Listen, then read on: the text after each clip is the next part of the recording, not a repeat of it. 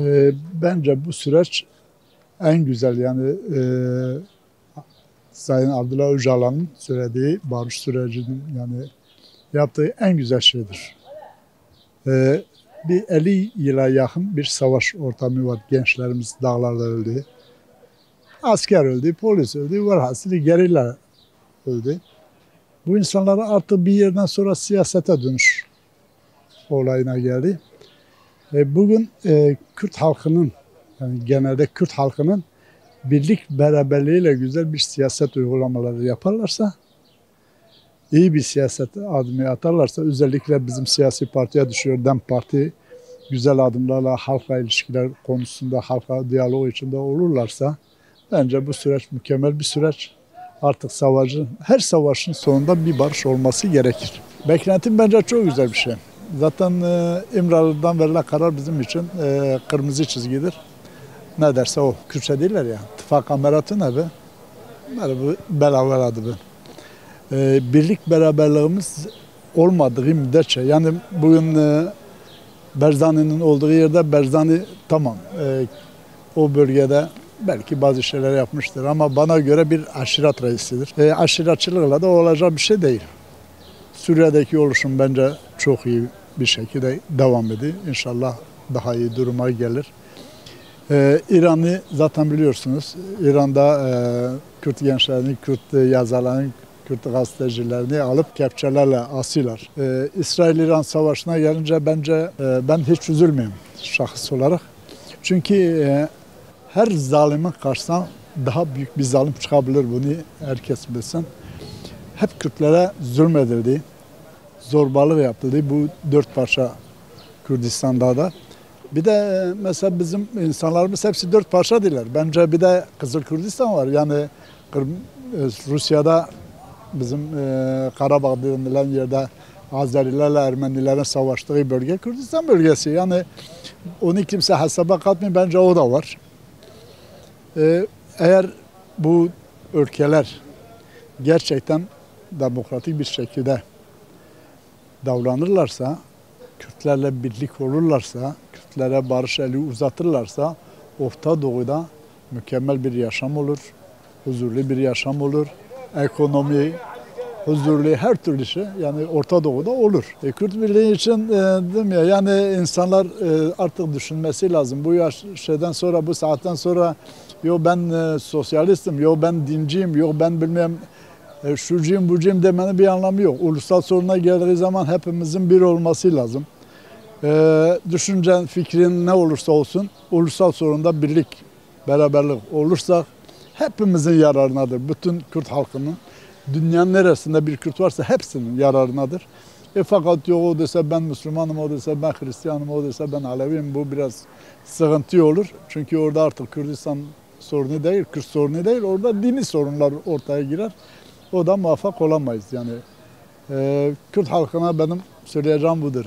Gelin birlik olarak, el ele tutuşak. Dinler, renkler bizim için fazla önemli değil. Gelin Kürdistan'a sahip çıkalım.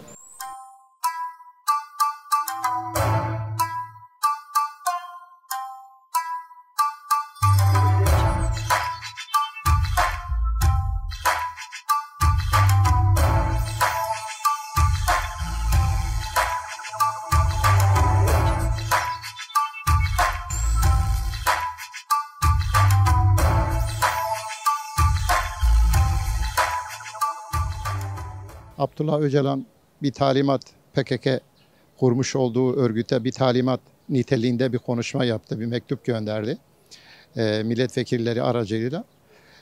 Çok kıymetli, çok değerli, önemsenmesi gereken bir talimat, bir konuşma, bir değerlendirme. Ve akabinde PKK'de Abdullah Öcalan'ın bu talimatına uydu ve kendini lağvedi. Bu da çok kıymetli, çok değerli. Şunu söyleyeyim, Türkiye'de yaşayan herkes, her vatandaş, her birey, hem HDP tarafı hem devlet tarafı bu kıymetli olan bu sürecin değerini çok iyi bilmesi lazım. Ve tabii PKK kendini lağvettikten sonra bir Kürt olarak, birey olarak benim doğuşta fıtratı olarak bazı haklarım vardır. Devlet bunları kesinlikle pazarlık konusu yapmadan bunları vermelidir. Bunları vermelidir. Öbür taraftan HDP tarafı Bundan sonraki süreçte konuşmaları, açıklamaları, faaliyetleri daha dikkatli, yani kamuoyunun hassas olduğu bir dönemdir.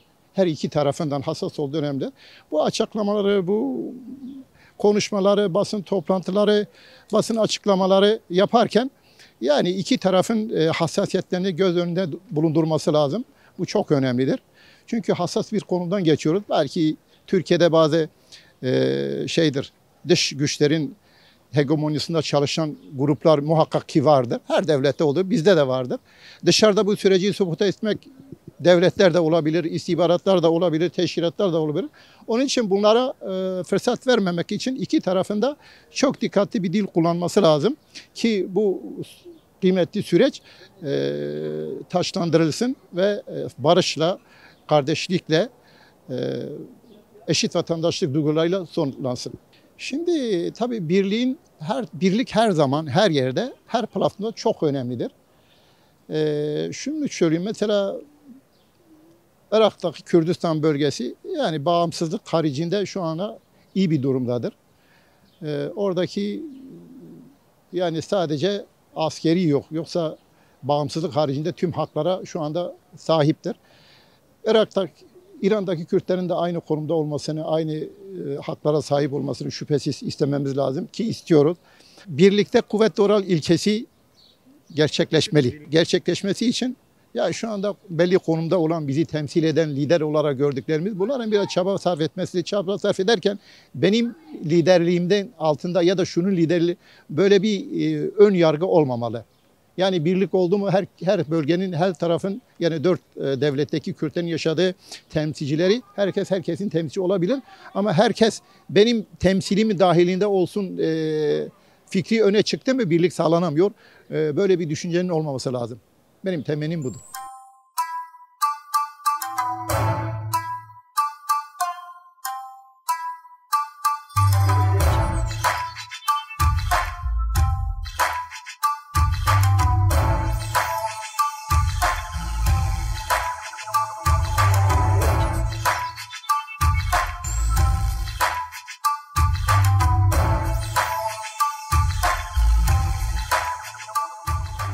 Ya her şeyden önce beklentim bu kanun durmasıdır. Siyasi tutsakların tekrar serbest bırakılması lazım. Özellikle hasta siyasi tutsaklar. Ve bu barışa da katkı sağlaması için mutlaka bir adım atılması lazım. Kürtler tarafından, Kürt Türkler tarafından. Yani artık hani hepimiz de görüyoruz ki ülkenin bir barışa ihtiyacı var.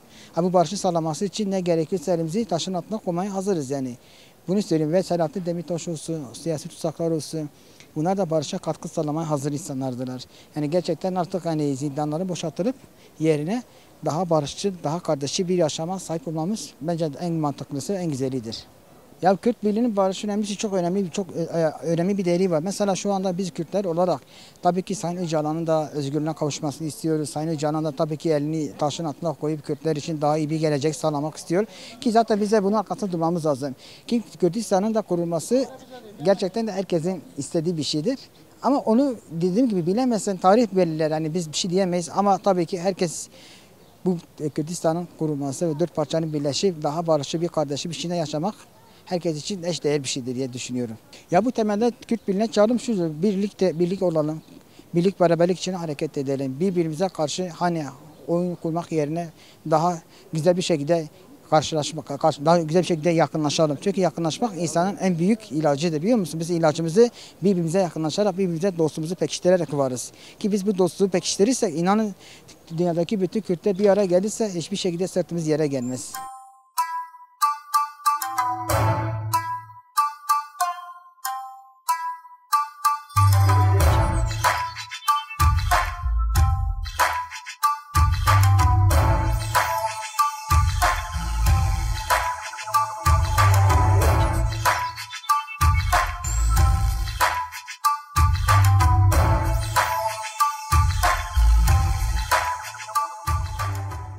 Savaşla insan bir yere varamaz yani. Savaşla gittikçe insanların ekonomisi bozuluyor, ekonomi çıkıyor, insanlar fakirleşiyor. İnsan fakirleştikçe yani zaten olmuyor yani gittikçe yani her şey ekonomiyle yani dünya matematiğin üzerinde duruyor yani. Yani sevgi, saygı, içerisinde yaşamak varken yani öldürmenin, savaşın yani kimseye bir faydası olamaz yani. Dilerim hiçbir dünyanın hiçbir yerinde de savaş olmasın yani barış olmasını dilerim. Yani insanlar ölmesin yani. Allah evlat arası hiç kimseye göstermesin. Yani dünyanın neresinde olursa ırkı, cinsi, mezhebi ne olursa olsa insan insandır yani. Onun için biz Türkiye halkımız da barış süreci inşallah iyi bir sonuç verir yani. Tabii ki halkımız için çok iyi olacak yani. İyi olur yani. Vallahi Kürt birliği olsun, Türk birliği olsun, hangi mezhep olursa olsun birbirimize karşı dürüst olmadık sürece hiçbir yere varamayız. Dilerim inşallah barış olur. İnşallah da yani analar, babalar ağlamasın. Yani bu da artık bu yöneticiler elindedir yani. Yani başka bizim elimizde olan bir şey yoktur yani. Biz vatandaş olarak sadece huzur istiyoruz. Saygı, sevgi içerisinde yaşamak istiyoruz yani.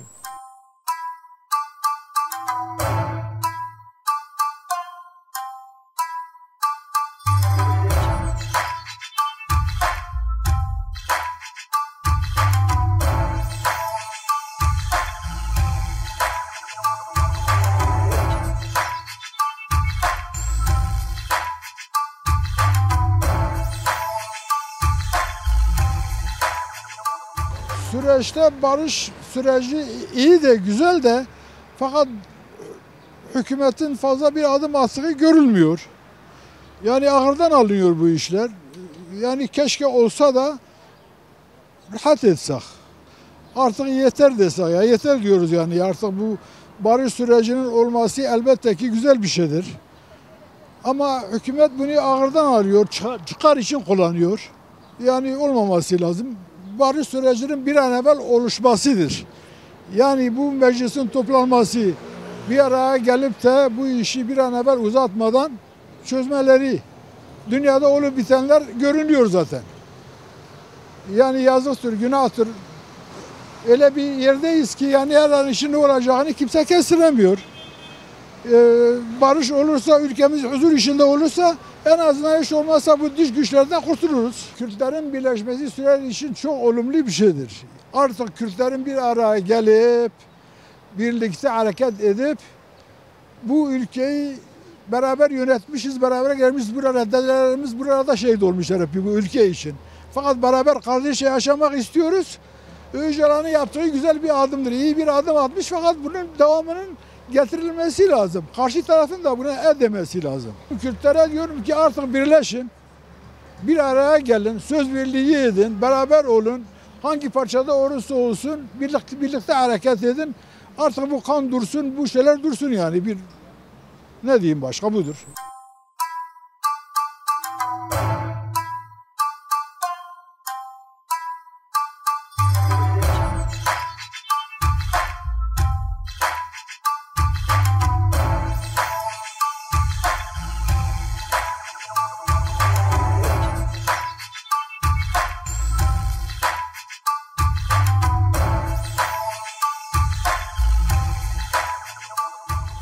Yani şimdi kaç ay etti? 2-3 ay etti değil mi? 2-3 aydan bu yana ne değişti? Kürtlere ne verildi? Bir şey var mı ortada? Yok. Bundan 50 sene önce de söylenen kelimedir. Bugün de aynıdır. 50 sene sonra da bu kelimeler konuşulur. Bunun için buna inanç yok. Sonuçta her şeyden önce biz Kürt halkı olarak her şeyden önce özgür yaşamak istiyoruz. Her şeyden önce dilimizi özgürce konuşmak istiyoruz. Her şeyden önce ana dilimizi yasal çerçeve altına almasını istiyoruz. Bunların birisi hiç olmadıktan sonra ha barış süreci olmuş ha olmamış. Değişen hiçbir şey yok. Sadece bugüne kadar da zaten adamlar söylüyorlar. Sen istediğin yerde konuşuyorsun. Evet ben şu anda konuşabilirim. Ama burada konuşmak farklıdır. Üniversitede konuşmak farklıdır. Bir devlet dairesinde konuşmak farklıdır. Farklı bir yerde konuşmak farklıdır. Anlatabildim mi sana? Şimdi bunların olmadıktan sonra barış sürecinin olmuş olmamış cidden hiçbir faydası yok. Ben göremiyorum. Kendi açımdan söylüyorum. Her şeyden önce Kürt birliğinin olması her şeyden daha çok önemlidir. Zaten Kürt birliği olmadıktan sonra yani barış süreci olsun veyahut da olmasın bir faydası olmayacağını hepimiz çok iyi biliyoruz. Her şeyden önce Kürt liderlerin bir araya gelmesi ve Kürt liderlerin Kürtler için bir şey yapması gerekiyor. Barış için değil. Bak barış için demiyorum. Türkler zaten birbirleriyle barışıktırlar. Bugüne kadar ezilen zaten Kürt halkıdır, ölen Kürt halkıdır, evleri yıkılan Kürt halkıdır, cezaevlerine giren Kürt halkıdır, faili meçhul cinayetlere giden Kürt halkıdır. Ama bugün çıkıp söylüyorlar ki ha bugüne kadar olan oldu bundan sonra olmayacak. Peki o giden canların hesabını kim verecek? Giden canların hesabını kim verecek?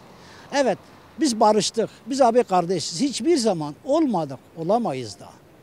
Hiç kimse kendini kandırmasın bu konuda.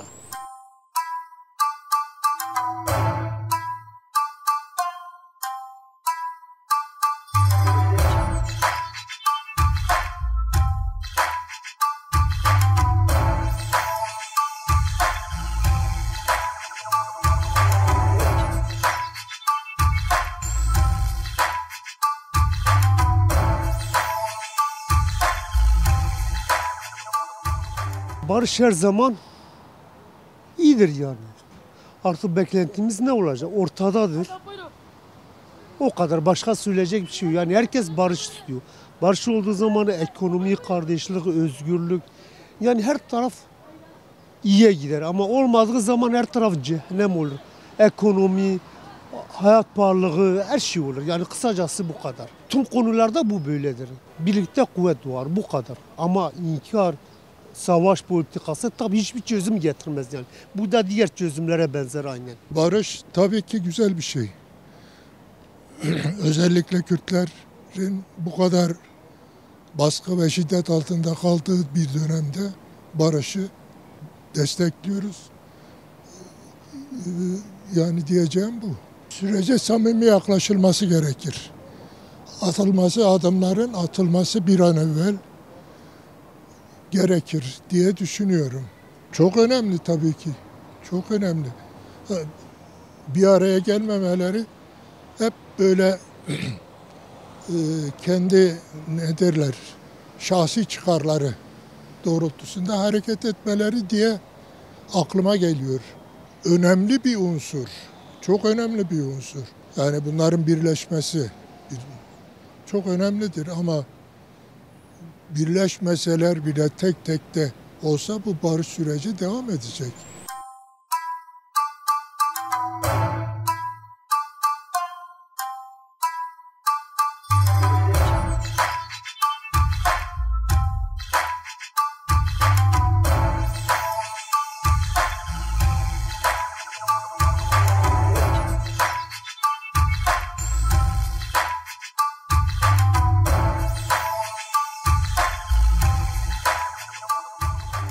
Yani süreci umutlu görüyorum da inşallah olur.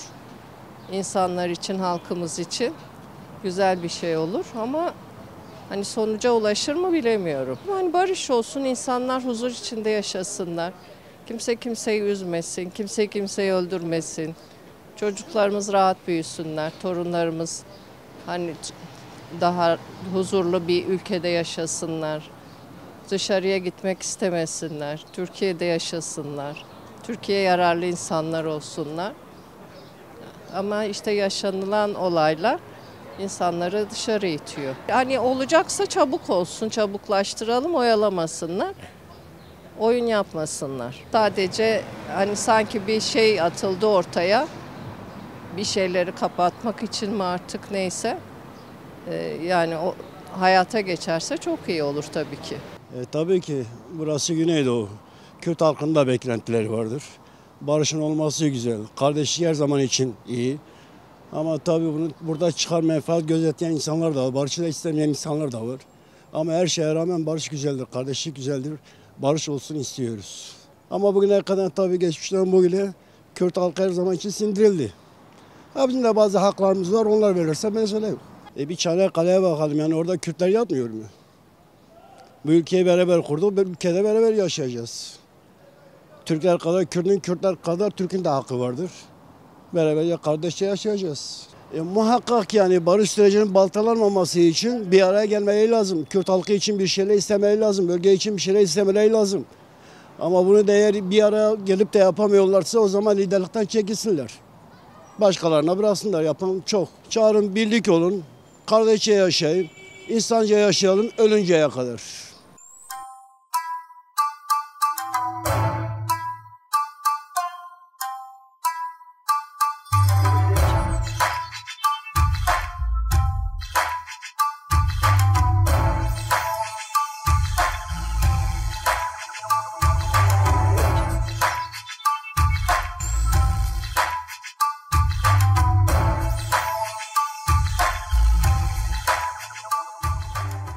Vallahi barış sürecini sonuna kadar destekliyoruz. Başka yani gerçekten de Türkiye'nin bir barışa ihtiyacı vardır. Yani o konuda biz süreci destekliyoruz. Her şeyimizle süreci destekliyoruz. İlk önce beklentilerin barış sürecine sonra ekonomidir. İşsizliktir. Genellikle Doğu ve Güneydoğu'da yani gerçekten de işsizlik çoktur. Yani o konuda biz umutluyuz. İnşallah bir barış süreci olur yani. Birleşmemiz önemli. Zaten birleşmese biz parçalanırız gideriz yani. Biz yani o konuda birleşme konusunda biz tam muvaffakiyet istiyoruz. 4 parçaya da birlik olmamızı genellikle Suriye tarafına destek vermemiz lazım. Genellikle çünkü onlar daha mazlumdur, onlar mağdurdurlar. Irak tarafı gene biraz kendi hakkında çıkıyorlar yani kendi oluşumunu yapmışlar, devletini kurmuşlar.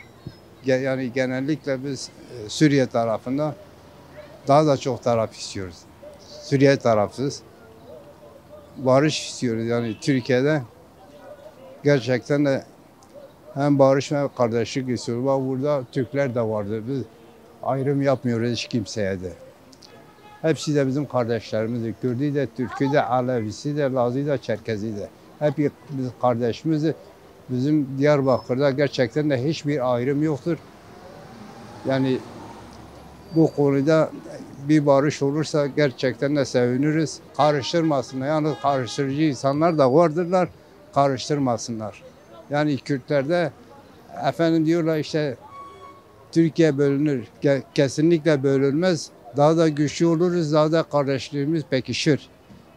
Biz Türkiye bölünürse biz Akdeniz'i, Ege Denizi biz kime bırakacağız? Biz gelmişiz Orta Doğu'nun içerisinde biz orada toplanmışız. Yani yine Türkiye bölünür bölünmez. Daha da güçlenir.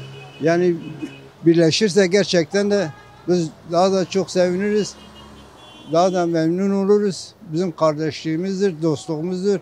Yani biz bu konuda barış sürecine tam destek veriyoruz.